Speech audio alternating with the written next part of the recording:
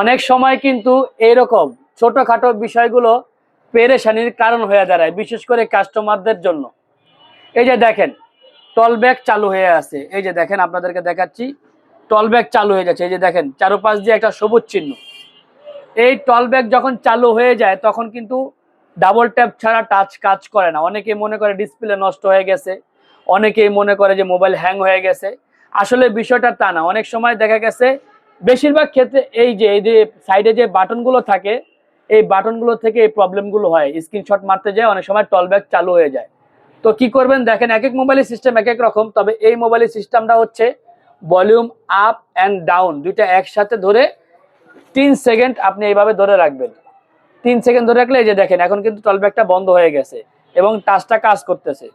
এটা একেবারেই ছোটখাটো একটা টিপস, বিশেষ করে যারা কাস্টমার আছেন তাদের জন্য। কারণ অনেক সময় দেখা গেছে দোকানপাট কাছে থাকে না, পেরেশানির ভিতরে পড়ে যান, সবাই তো আর মোবাইলে এক্সপার্ট থাকেন না। তাদের জন্য এই ভিডিওটা ভালো লাগলে একটা শেয়ার করে দিবেন।